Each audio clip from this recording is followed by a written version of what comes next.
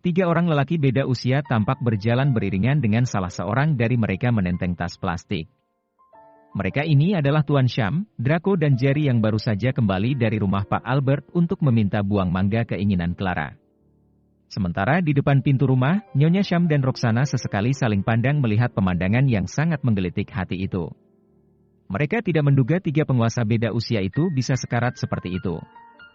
Sungguh tidak dapat dipercaya. Tuan Sham yang agak baikan tampak menyampirkan tas plastik di pundaknya. Sementara Draco berjalan terbungkuk-bungkuk. Sedangkan Jerry juga tidak bisa dikatakan lebih baik. Keadaan Jerry kini persis seperti monyet yang baru lepas dari rantai. Baju sobek di sana-sini, rambut acak-acakan dan yang lebih parah, sepanjang jalan dia terus mengaruh bagian kepala, perut serta punggungnya. Sungguh pemandangan yang sangat menyedihkan bagi seorang tuan muda penguasa Metro City, Star Hill dan Country Home itu. Begitu ketiga lelaki itu tiba di depan pintu, Roxana dan Nyonya Sham sudah memberondong mereka dengan berbagai pertanyaan. Draco, ada apa dengan kalian? Mengapa keadaan kalian begitu menyedihkan seperti ini? Tanya Roxana sambil menahan tawa. Kau bertanya kepadaku. Kau tanyakan sendirilah kepada menantu kesayangan MU itu. Kata Draco sambil menarik nafas panjang. Mengapa Sham? Tanya Nyonya Sham kepada suaminya. Lihat tuh Jerry. Dia dikeroyok semut di atas pohon mangga milik Pak Albert. Mungkin karena sudah tidak tahan, akhirnya dia terjatuh dari atas pohon dan malang bagi Draco karena dia menjadi bantalan tubuh Jerry yang terjun bebas dari atas pohon mangga itu. Jawab Tuan Sham menjelaskan kepada istrinya. Hahaha. Ternyata begitu kisahnya. Menyedihkan sekali nasib MU Draco. Kata Roxana tertawa. Kau tertawa. Aku sengsara. Kalau Clara 10 kali hamil, matilah aku jika begini terus-terusan. Kata Draco. Siapa juga yang mau sampai 10 kali? Mana aku sanggup. Lagi pula, jangan terlalu berharap sebelum kita memanggil dokter untuk memeriksa Clara. Nanti kecewa jika tak sesuai dengan harapan. Kata Jerry. Ku potong burung MU itu kalau sampai Clara tidak hamil. Hardik Draco dengan membulatkan matanya. Sudah. Pikiran pinggang MU itu. Dasar orang tua. Kau sudah tidak muda lagi seperti dulu. Kata Roxana melerai pertengkaran itu. Tua-tua begini pun kau tetap cinta. Kata Draco sambil melangkah memasuki rumah. Sayang. Berikan mangga ini kepada Clara. Kasihan dia terlalu lama menunggu. Perintah Tuan Sham kepada istrinya. Baiklah. Kata Nyonya Sham sambil melangkah memasuki rumah lalu menuju ke dapur. Jerry. Kau panggil dokter untuk memeriksa Clara. Tidak perlu dibawa ke klinik.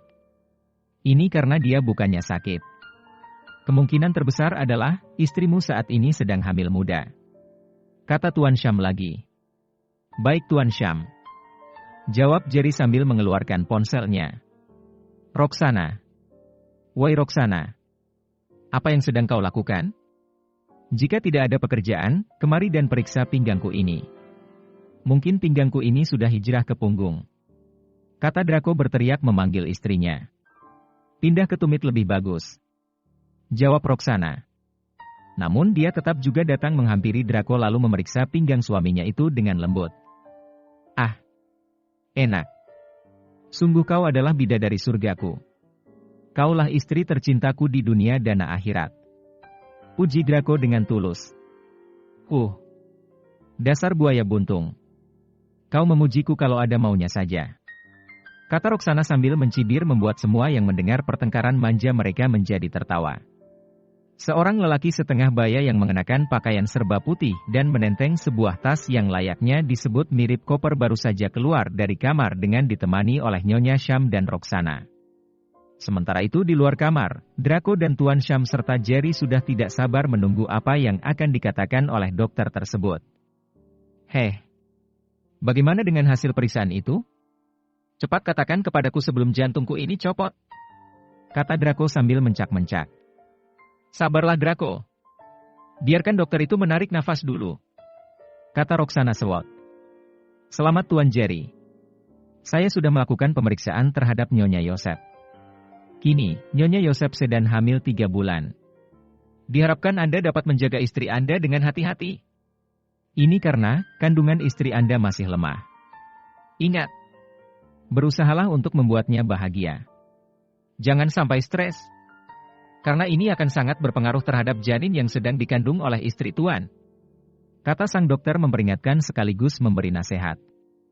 Jadi, hei, Syam. Sebentar lagi kita akan menjadi kakek?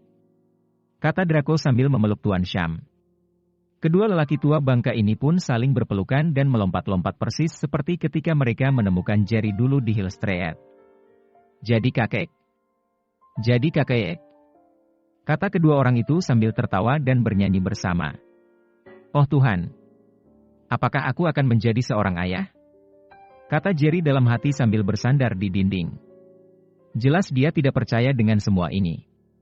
Semenjak dia dilarikan dari rumah sakit oleh Tuan Yosef dan Bibi Lina, dia terus diburu bagai seekor binatang oleh anak buah Robin. Mereka terus berpindah dari satu kampung ke kampung yang lain demi mencari selamat. Berumur 8 tahun, dia sempat menjadi gelandangan dan berharap untuk mati saja agar penderitaannya segera usai.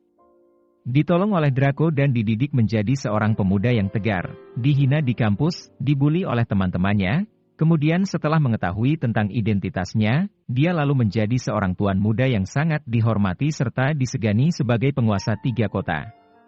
Namun di balik semua itu, dia merasa hanya dijadikan sebagai boneka oleh kedua kakeknya. Wajar saja jika Jerry saat ini merasa seperti sedang bermimpi. Karena untuk selamat dari incaran anak buah Robin saja dia sudah sangat bersyukur. Ini kan lagi dia bakal menjadi seorang ayah. Ini anugerah. Ya. Ini adalah sebuah anugerah yang tidak bisa diungkapkan dengan perkataan. Woi Jerry, mengapa kau hanya diam saja? Pergi lihat istri Emil. Kata Tuan Syam setelah selesai dengan jingkrak-jingkraknya bersama Draco. Oh iya. Iya Tuan Syam. Aku seperti tidak percaya. Apakah ini nyata? Kata Jerry sambil menampar pipinya sendiri. Dasar anak bodoh. Sejak dulu kau tak pernah berubah. Lamban sekali. Cepatlah. Ini nyata bukan mimpi. Kata Draco. Pergi temui istrimu sekarang. Mari kita saja duluan. Anak itu memang bodoh. Ajak Draco kepada mereka yang ada di tempat itu. Orang-orang hanya tahu hasilnya saja. Mereka tidak mau tahu tentang prosesnya. Jika bukan karena burungku ini, Clara tidak akan hamil. Semua orang mengucapkan selamat kepada Clara dengan mengelus perutnya. Mengapa tidak mengucapkan selamat juga kepadaku dengan mengelus burungku, kata Jerry sambil mengomel. Sialan kau. Sini burung Emil aku patahkan. Kata Draco sambil mengejar Jerry. Ampun ayah. Ampun. Kabur ah. Kata Jerry sambil lari pontang-panting dari kejaran Draco.